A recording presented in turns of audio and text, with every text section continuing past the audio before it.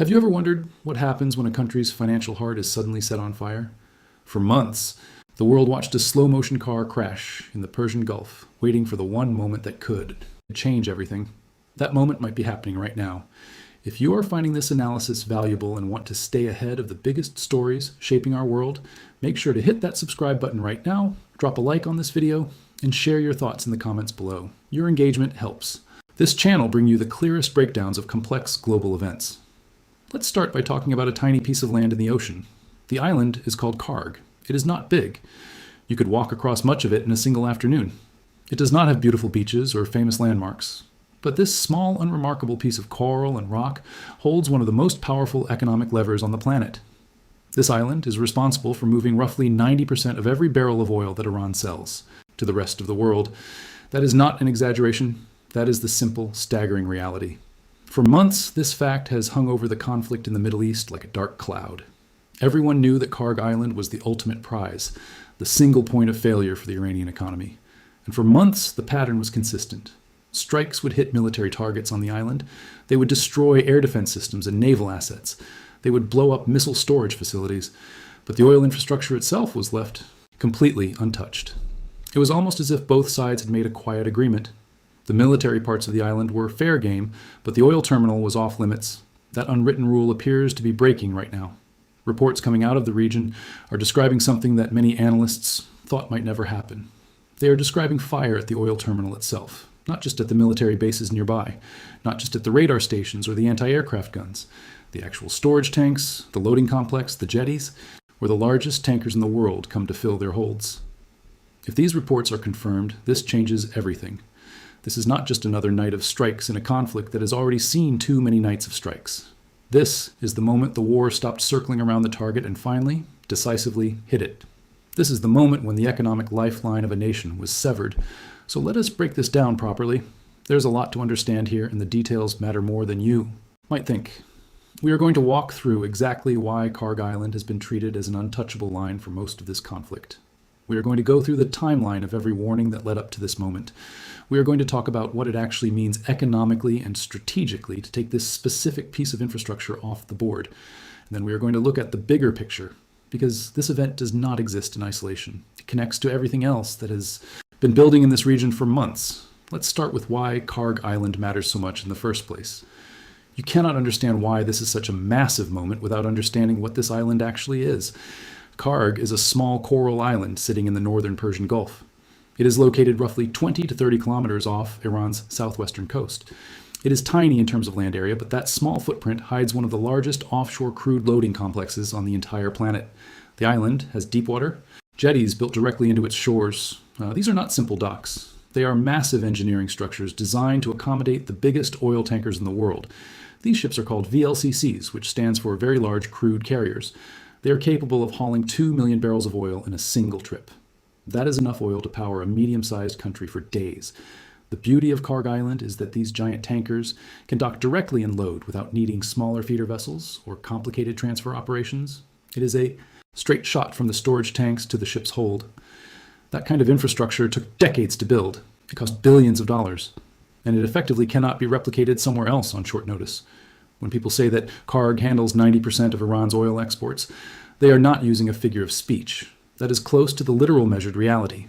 The island hosts massive storage tank farms in its southern section.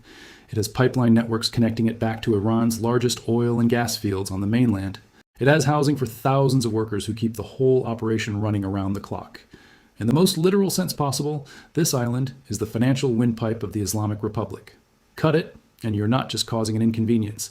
You are choking off the primary source of hard currency that funds everything else the regime does, from its military spending to the subsidies it uses to keep its own population from erupting into open revolt.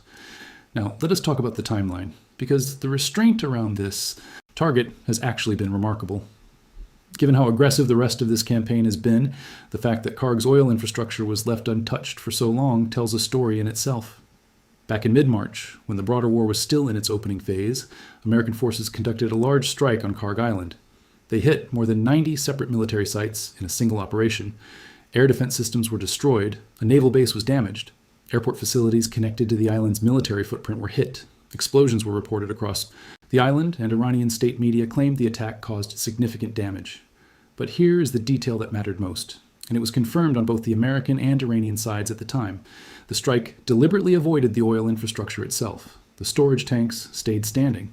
The loading jetties stayed intact. The pipelines kept flowing. This distinction was not an accident. It was not an act of mercy either. It was leverage. Leaving Kharg's oil infrastructure standing while demonstrating that you could hit anything else on that island whenever you wanted sent an unmistakable message. We are choosing not to end your economy today, and that choice can be reversed at any moment. It is worth understanding just how unusual that kind of restraint actually is. Once you think about it from a purely military standpoint, it makes little sense. In almost any other conflict in modern history, an economically critical piece of enemy infrastructure sitting this close to the front lines of an active war would have been near the top of the target list from day one, not the bottom. Energy infrastructure has been a legitimate wartime target for as long as air power has existed.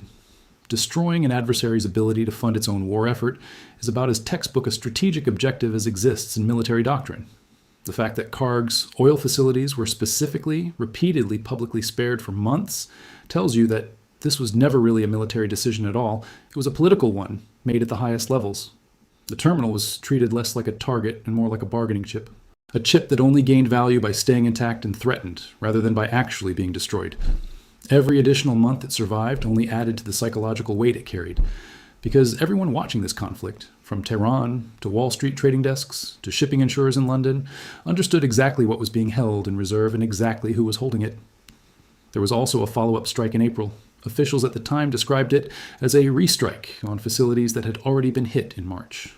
Once again, the focus was specifically on air defenses and military positions on the island rather than the oil terminal itself. That pattern of returning to the same location repeatedly to knock out rebuilt or repaired military capability, while continuing to leave the actual economic engine of the island untouched, only reinforced how deliberate this entire approach had been. It was not that the oil infrastructure was somehow harder to hit. Satellite imagery of the complex has been publicly available and closely analyzed by energy market watchers for years. It was sitting there, fully mapped, fully understood, and fully spared. Strike after strike. Specifically because destroying it was always meant to be the last option on the table, not an early one, and the threats kept coming. Back in June, the American president posted publicly that the United States intended to hit Iran extremely hard. He specifically floated the idea of seizing Iran's energy base on Kharg Island entirely. Then, within days, he appeared to walk that threat back as diplomatic channels tried to find some kind of temporary off-ramp. It was a classic pattern of escalation and de-escalation. Then, in early July, as the ceasefire framework that had briefly held together started collapsing under renewed attacks on tankers in the Strait of Hormuz, the threats escalated again. The warning was public and clear. Any further interference with shipping through the strait would put Iran's civilian infrastructure squarely back on the target list. And just recently, in the final week of July, the focus on Kharg was revived once more. Imagery was posted referencing a strike on the island, reigniting the exact conversation. That had been simmering for months. Every single one of these moments followed the same pattern. A provocation from Iran, usually tied to tanker attacks or blockade attempts in the strait, followed by an American threat specifically naming Kharg as the next possible target, followed by a pause, followed by another provocation. It has been an escalation ladder with very clear, very publicly announced rungs. And what we are potentially seeing right now, with fire reported at the terminal itself, is the moment someone finally stepped onto the rung everyone had been staring at for months. We need to be honest about the state of confirmation here. That matters enormously with a story moving this fast. Details in the opening hours of any strike like this are almost always incomplete. They are sometimes contradictory. They are frequently shaped by both sides trying to control the narrative before the dust has even settled, literally and figuratively. Iran's own military has previously warned that any strike on its oil and energy infrastructure would trigger retaliation against energy infrastructure belonging to companies cooperating with the United States anywhere in the region. That tells you exactly how seriously Tehran has always treated this specific line. So whatever the final verified picture ends up looking like, once satellite imagery and independent analysts get a clear look at the site, the fact that this conversation is even happening right now is itself a major development. The fact that Kharg's oil infrastructure specifically, not just the military installations around it, is being reported as on fire represents an entirely new chapter in how far this conflict has been willing to go. If you are getting value from this breakdown and want to understand the full implications of this event, please take a second to subscribe to the channel and turn on notifications. We are tracking this story in real time, and you do not want to miss the updates that are coming. Now let us talk about what actually happens to global oil markets and to Iran's own economy if Kharg's export capacity gets meaningfully knocked offline. Because the math here is not subtle. Iran has continued exporting oil throughout this entire conflict. At times, it has moved over 1 million barrels a day, even in the middle of active strikes. It has been able to do this largely because Kharg's oil infrastructure had remained functional despite everything happening around it. Analysts who track this closely have been blunt about what happens if that specific piece of infrastructure actually goes down in a serious, sustained way. You do not just disrupt Iranian oil exports. You effectively remove roughly 2 million barrels a day from the global market. Entirely. Not temporarily rerouted through some other terminal. Actually gone. Because there is no meaningful substitute facility capable of absorbing that volume on short notice. Iran does have smaller secondary export points. There are facilities on islands like Lavon and Siri that were historically used as overflow options back during the Iran-Iraq War. That was decades ago, when Kharg itself was repeatedly targeted by Iraqi forces. But those facilities were never built to handle anywhere close to the volume that Kharg moves. They are smaller, older, and less capable. Shifting export operations to them in the middle of an active war, under active surveillance, with tankers already skittish about entering the region at all, is a completely different proposition than it would have been in peacetime. It is not a simple switch that can be flipped. It is a massive logistical challenge that would take weeks or months to implement, even under ideal conditions. And here is where the economic squeeze becomes almost impossible for the regime to escape. The overwhelming majority of Iran's oil exports flow to one buyer, above all others: China. China has continued purchasing Iranian crude throughout the sanctions era, specifically because Iran has been willing to sell at a steep discount to keep the revenue flowing at all. That relationship, that entire revenue stream, runs almost entirely through Kharg's loading jetties. Take that away, even partially, even temporarily, and you are not just hurting a line item in a government budget somewhere. You're directly attacking the mechanism that pays for everything, from the salaries of the Islamic Revolutionary Guard Corps to the subsidized fuel and bread prices that have kept large parts of the Iranian population from turning their economic frustration into full-blown uprising. Analysts have been saying for months that a strike on Kharg would not just damage the current government's finances, it could undermine the financial viability of literally whatever government ends up replacing it. Because you would be taking a sledgehammer to the one asset any future Iranian government, reformist or hardline, would desperately need intact to fund a post-war rebuild. It also helps to understand exactly what kind of damage actually matters here, because not every strike on a piece of oil infrastructure produces the same outcome. Storage tanks, while dramatic looking when they catch fire, are in some ways the least strategically significant part of the complex. Tanks can be rebuilt relatively quickly. Crude can still theoretically be loaded directly if the jetties and pumping systems remain functional. The real prize from a purely strategic standpoint is the loading infrastructure itself. We are talking about the deep water jetties, the pipeline manifolds, the pumping stations that actually move crude from storage into a tanker's hold. Damage the tanks, and you create a dramatic headline and a genuine short-term supply disruption. Damage the jetties and the pumping infrastructure in a serious way, and you have created a problem that could take many months, potentially longer, to fully repair. That kind of specialized deep-water loading equipment is not something you can simply truck in and bolt back together. It requires the kind of engineering and specialized parts that are extraordinarily difficult to source for a country operating under the weight of this many layers of sanctions. Iran is already isolated from global financial systems. It cannot easily buy the components it would need for a major reconstruction project. Think about this the way you would think about a business that has been running on a single major client for years. If that one client represents 90% of your revenue and something happens to that relationship, it does not matter how good your other smaller clients are. The business is in immediate existential trouble. That is essentially the position Iran's economy has been in throughout this entire conflict. Over-leveraged on a single point of export failure. And everyone from oil traders in Singapore to sanctions analysts in Washington has known it. The interesting thing is that both sides seem to understand this too. That is exactly why it took this long for anyone to actually pull the trigger on it directly. Once you hit Kharg's actual oil infrastructure and not just the military assets sitting around it, you have crossed from a war about controlling a waterway into a war about ending a government's ability to function financially at all. There is no walking that back. The way you can walk back a strike on a radar site or a missile depot. Radar sites get rebuilt in months. A terminal built specifically to handle VLCC scale loading with decades of accumulated pipeline infrastructure behind it does not get rebuilt on any kind of timeline that helps a government trying to survive week to week. Now here is an important honesty check. It would be misleading to suggest that hitting Kharg automatically ends this war overnight. Iran has weathered enormous economic pressure throughout this entire conflict already. Oil exports that dropped close to zero at points during the blockade earlier this year, a currency that has lost the overwhelming majority of its value. Inflation running at levels that would be considered a full-blown economic collapse in almost any other country. And the regime has still found ways to keep functioning. It has kept paying its core security apparatus. It has kept suppressing internal unrest through force rather than concessions. So a strike on Kharg does not automatically translate into regime collapse within days.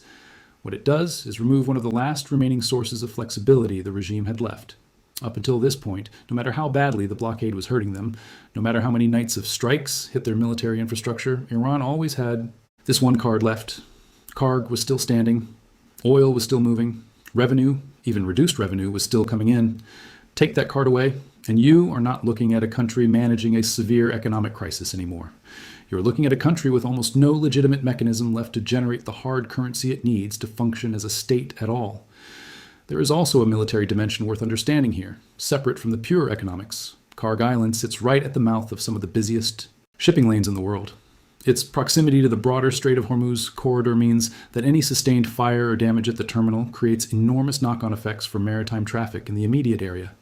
Insurance markets react instantly. Shipping companies start rerouting or pausing operations out of caution, even in areas that were not directly affected. The overall friction cost of moving any cargo through that part of the Gulf spikes almost immediately. That is actually part of why markets watch Kharg specifically above almost every other target in this entire conflict. Analysts have said plainly that when the market is not priced in the worst-case scenario, what they really mean is that Kharg is still standing. The moment that changes, even the perception that it might be changing, ripples through global energy pricing in a way that very few other single points of failure in the world's oil infrastructure can match. We are now past the halfway point of this analysis, and if you have been following along closely, you are already starting to see the full picture. Before we go deeper into the strategic implications, take a moment to share this video with someone you know who follows global affairs. Drop a comment with your thoughts on what happens next, and if you have not already, hit that subscribe button. Your support is what allows us to keep delivering this level of detailed breakdown. Let us move into the bigger picture now, because there is a lot happening around the edges of this story that connects directly back to what is unfolding at Kharg right now. The broader blockade of the Strait of Hormuz has continued in fits and starts throughout this conflict. It keeps getting reinstated every time Iran or its proxies target another commercial vessel, and every reinstatement has choked off a little more of the flexibility Iran had left to route around the pressure. Congress has continued funding sustained military operations in the region at a scale that signals no expectation of a quick withdrawal. Regional allies like Saudi Arabia, the UAE, and others have continued watching this conflict closely. They are directly threatened by it because it endangers their own oil exports and their own shipping lanes running through the same stretch of water. And on the Iranian side, internal unrest tied directly to economic conditions has continued simmering throughout. Inflation, unpaid wages, currency collapse, these problems have not gone away. They have only gotten worse. Protesters have taken to the streets repeatedly. They have been met by the same pattern of arrests and crackdowns that the regime has relied on since this entire crisis began. Every one of those threads gets pulled tighter the moment Kharg's actual export capacity comes into question. Because all of them are downstream of the same core issue. A government that is running out of money and running out of room to maneuver at the exact same time. There is also the diplomatic angle worth mentioning. Regional mediators like Qatar, Egypt, and Oman have periodically tried to broker some kind of ceasefire framework throughout this conflict. Occasionally, they have had limited short-term success, but those efforts have consistently collapsed whenever tanker attacks or blockade escalations reignited hostilities. A strike on Kharg itself, if confirmed, fundamentally changes the calculus for any future negotiation.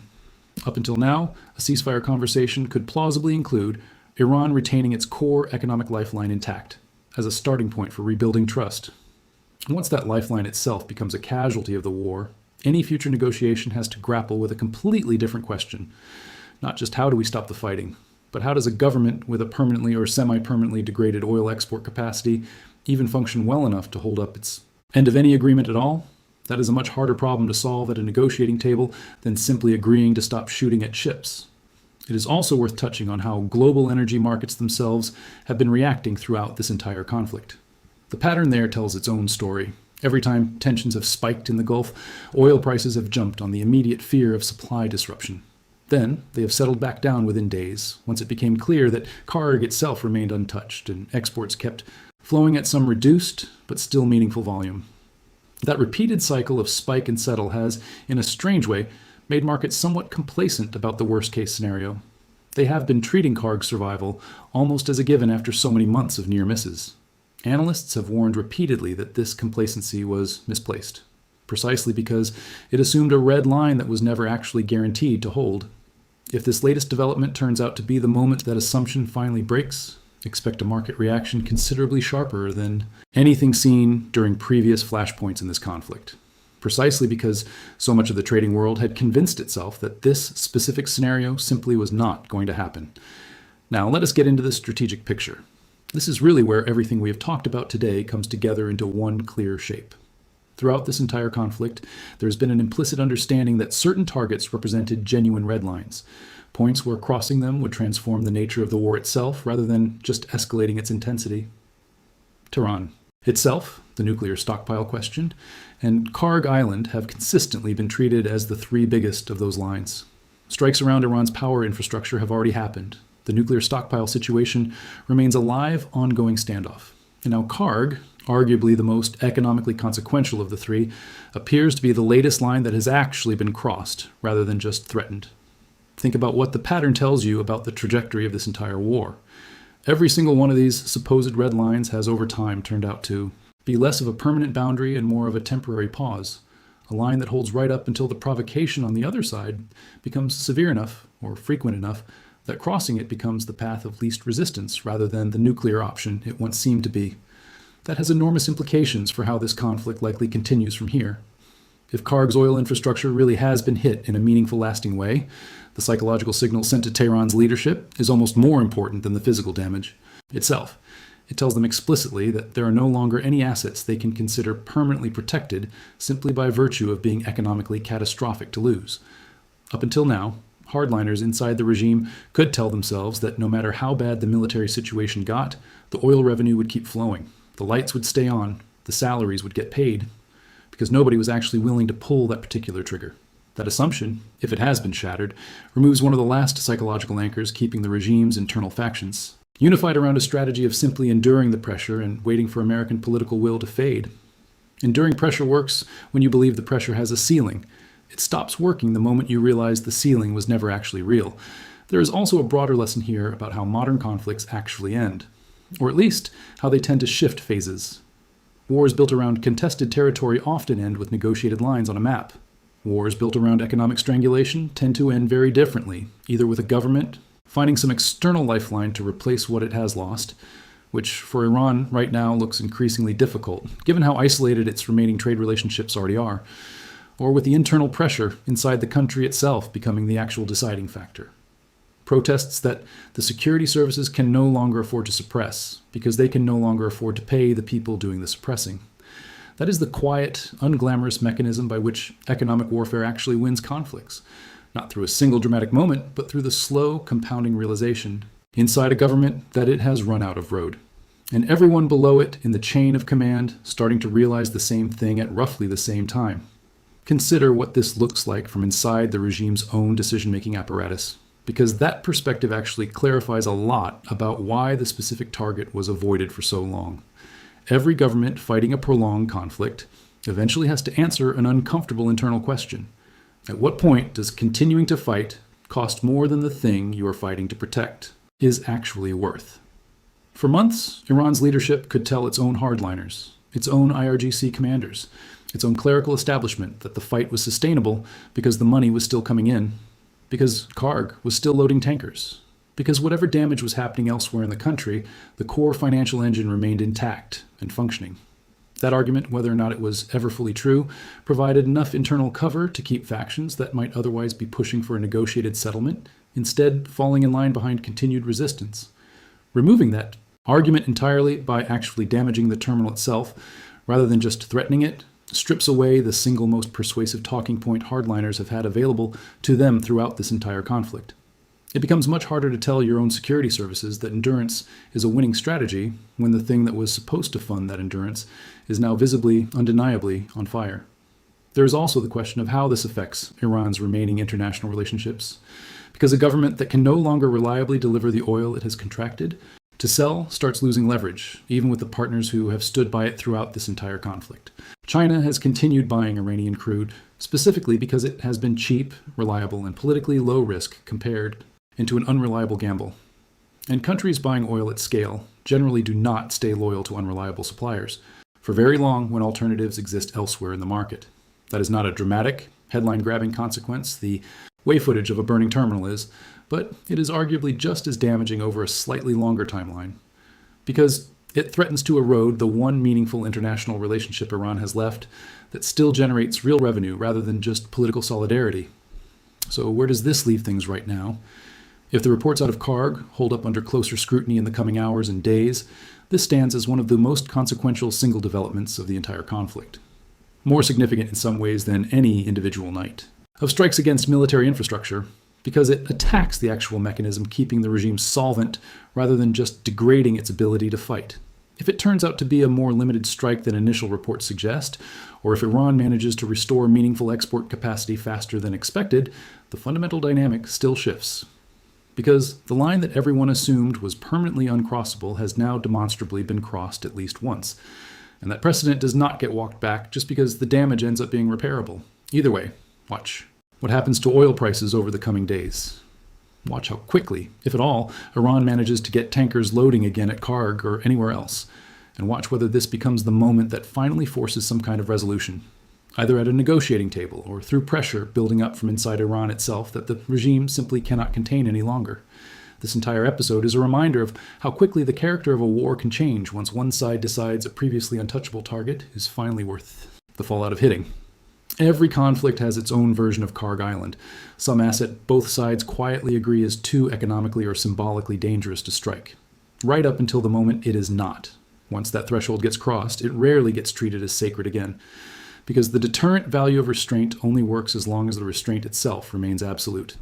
The instant it becomes conditional, the instant one side demonstrates it is willing to cross that line under the right circumstances, the other side has to recalculate everything it assumed about what remains off limits going forward. That recalculation alone, independent of how much physical damage actually gets confirmed at the terminal itself, changes the strategic landscape of this entire conflict in ways that are going to keep playing out for weeks. Let us also sit for a moment on what this means for the tanker crews and shipping companies actually operating in that stretch of the Gulf right now. They are the ones who have to make real-time decisions with imperfect information, the instant a story, hours, not days. Subscribe if you want to stay ahead of the story as new details come in. This is moving fast, and the picture is going to keep changing in the hours ahead. And if you know someone who has been following this conflict but has not quite grasped why oil traders are watching this one island more closely than almost anything else happening in this entire war, share this with them. Because once you understand what Kharg actually represents, you understand exactly why this moment matters so much. This is one of those turning points in global affairs that people will look back on and remember exactly where they were when the news broke. The fire on Kharg Island is not just a story about oil and war. It is a story about the economics of power, the psychology of restraint, and the moment when a long-running conflict finally crosses a line that can never be uncrossed. The next few days will tell us whether this becomes the beginning of the end or just another chapter in a much longer and bloodier story. But one thing is already clear. The world just changed, and we are all watching it happen in real time. Thanks so much for watching. I'll see you in the next one.